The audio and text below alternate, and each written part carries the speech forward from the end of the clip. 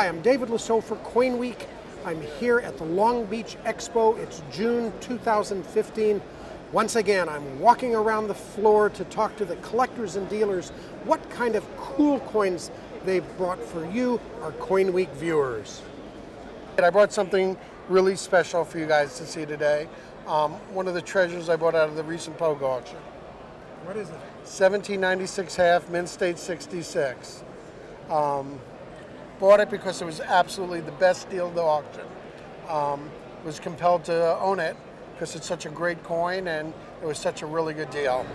How many coins like that are there in this such a grade? Well, this is the finest known for 1796 half. It's mint state 66, a spectacular coin with an incredible pedigree going back hundreds of years till the day it was made. What kind of value? Well, we bought it for, I think, about a little over $850,000, but its sister coin, the 1797 half, sold for $1.5 million, and we were flabbergasted. We bought it for almost half the price. You know I do, David. I have a really neat coin, or a really neat set that I bought at the Central Stage Show in Chicago recently. And it's actually an original 1942 proof set in the box. And I've been dealing in proof sets for 30 years as a dealer, and I've actually never seen an original box, never had one in my hand. And I was fortunate enough to buy two there, a 1941 and a 1942 set. So quite a difference between the two boxes of the early proof sets and the sets that started in the 50s. The 40 sets always have a metal tab in them, as you can see. And they were all individually packaged and sent to individual consumers. Always have a stamp on them, always have their address on them. Typically the 50 through 55 sets don't have that on there, and they definitely never have the tabs on them. And one of the coins out of that set graded NGC Proof 68. I mean, a phenomenal grade for a coin. You do not see 42 halves like that in that grade. But that's what happens when you have an original set bought from the US Mint by the family and then sold just a couple of months ago. That's almost 70 years that set sat in that family. And that's why you have such a solid quality, high grade coin. What kind of value? A coin like that has value of about $2,500 to $3,000 in that grade. So significant value. You go to a Proof 67, it's maybe a $1,000 coin. You go to a Proof 65, it's a $500 coin. So quality definitely will determine the value of that coin. How much for just a regular proof set? Regular proof set, 42 is going to run around $1,200. And so with the box, how much? With the box and the high grade, you're looking at about $4,000. My favorite coin of the Cuban series is a coin that actually came into being before Cuba became independent from Spain. It was minted in 1897 at the request of Tomás Estrada Palma, who was the president at arms at the time. He contracted with a wheeler dealer in New York who gave him the idea to mint these coins to sell them to raise money for the war effort. And one of the things they did was they looked for someone to feature on the coin, and as you can see, they found this beautiful Cuban young woman. Her name was Leonor Molina. They used her image. I believe it was Barber was involved in the design of the coin. We all know who Barber is. There were three examples actually minted of the coin. I'll go one by one. The first example, the date is very close together, but there's a little star that's just below the bottom of the 7. They ended up minting about 828 of that coin, so it's substantially more rare than the others. The next design was almost identical. The date is still closely spaced, but the little star is midway up the 7. They ended up minting about 4,500 of that one.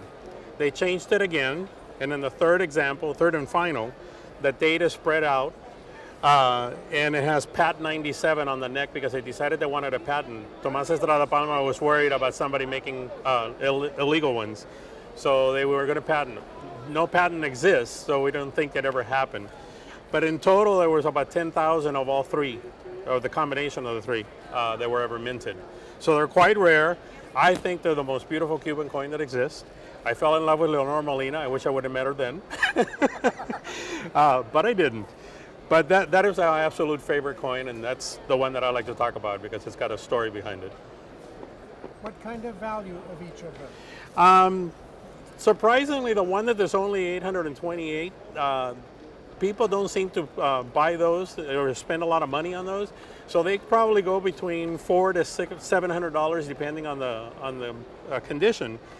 But the patent one, the Pat 97 one, apparently people think that was the first one, and they end up spending a lot more money. So an MS63 and 64, they go for about $1,500. Oh yes, I have a very cool coin right here. This is a 1952S Franklin half dollar. It's graded by NGC. It's MS66 star. I really like the coin. It really jumped out at me when I bought it. It has great color progression on both sides, and I was really happy to acquire it, and I'm getting it photographed today. How tough is it to find Franklins that are toned?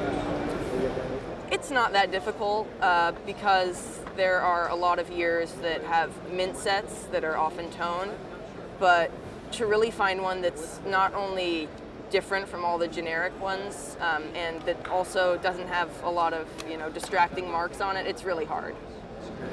What's cool about the Franklin series? It's really overlooked a lot. It's one of the shorter series that we have. It was minted from 1948 to 1963, and it was replaced by the Kennedy half dollar. And I think that for a coin that's really often overlooked, it's really cool and very collectible. What kind of value is this piece? I bought it for about $500, probably a little bit more than that.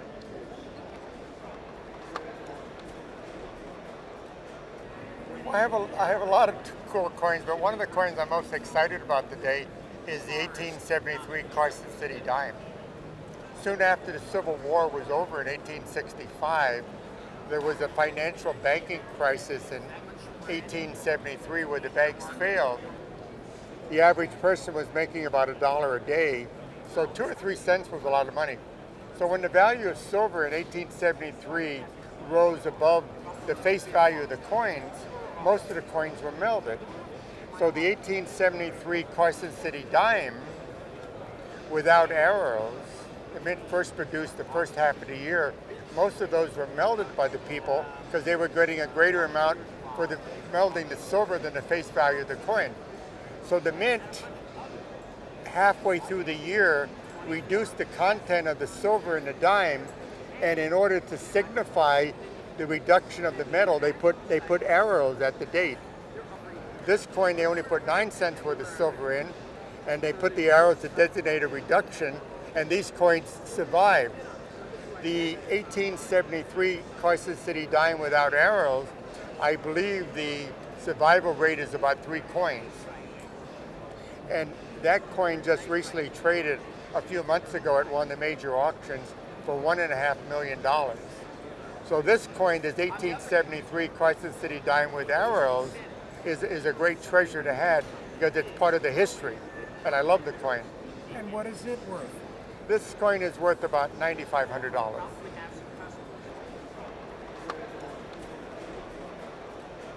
I have a lovely 1820 large cent. It's graded NGC MS66 brown. It's especially nice because it has just beautiful pearly iridescent colors. It's just really a spectacular coin. And what's special about it? It's from a particular horde, I understand. Yeah, it came from the Randall horde. It's one of the Randall horde pieces. So it's not an extremely rare coin, but it's rather rare this nice. What's the story of the Randall horde? There's a whole group of coins were found dating from 1816 to 1820. Thousands of coins were discovered. And this one has a particular die crack. What is that, and how did that occur? This variety always has that die crack. I don't think it's known without the die crack, and it just happens to connect the stars. It just happens to be the fact that the dies don't last forever and they fail. This one failed early. What kind of value? Oh, I guess this is going to be around $3,500, $4,000.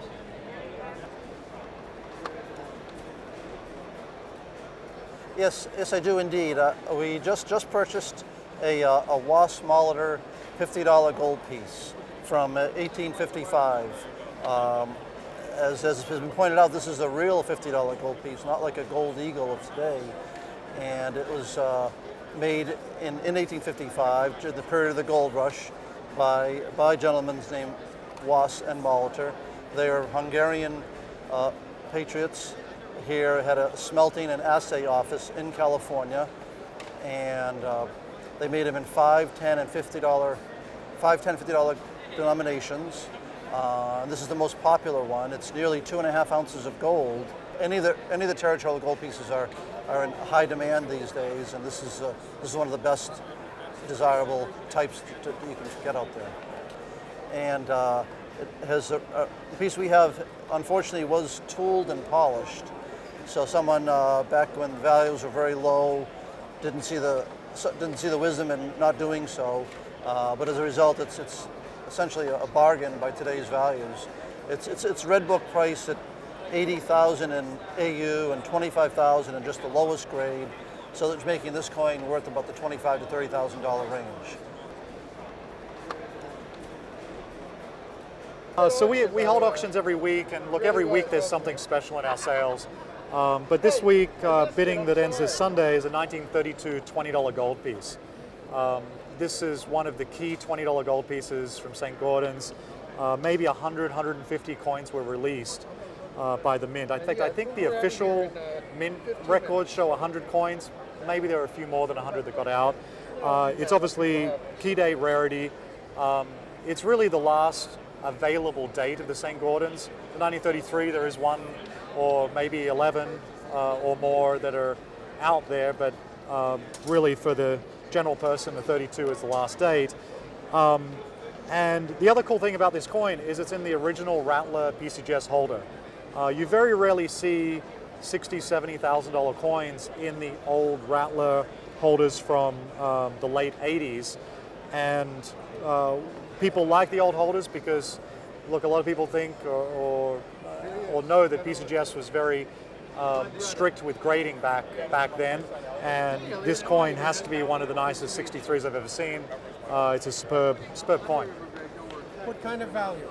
I think this coin is going to bring between $60,000 and $80,000 on Sunday.